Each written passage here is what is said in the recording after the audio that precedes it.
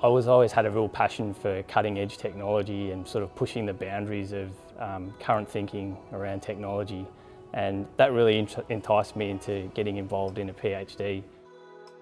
My thesis topic was heavily driven by the ability to solve a problem.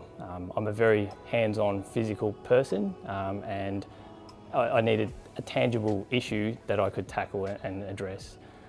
It was also heavily linked with an industry need at the time to understand shape defects of advanced high-strength steels as they were trying to manufacture them through the Ford stamping plant.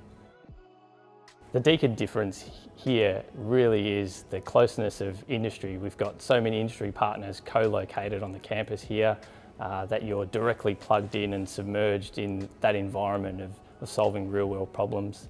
The state-of-the-art facilities, and I think also the culture and the people that do the research here is they all want to make a difference, and they're all passionate about driving change and improvements in the way that we do things.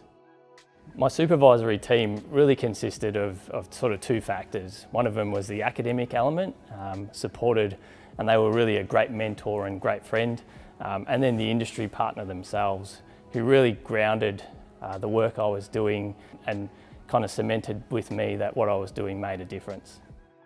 So after completing my PhD at Deakin, the opportunities were really endless.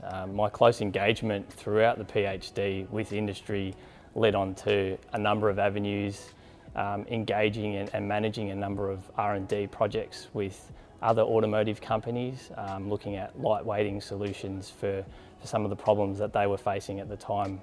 One of the critical things of doing a PhD was that fundamental research training that I established. But one of the other really beneficial things was the close engagement with industry taught me a number of tangible skills with regards to project management, how to present to industry, how to communicate with industry, and also that networking contact was really beneficial and really armed me well to be able to move out of academia and into industry and have an impact in my role, particularly where I am now at Carbon Revolution.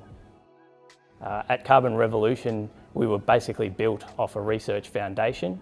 A clever idea has then spawned into something which is heavily demanded and requested by the pinnacle of the automotive industry. Companies like Ferrari and Ford globally want our product, and it's all very much driven from that fundamental research underpinnings. Taking on a PhD can often be a scary proposition, particularly for somebody that's already in the workplace or for somebody that's sort of starting out. They're at that crossroads between, do I go down an industry pathway and start earning some money, or do I take on a passionate role doing some research?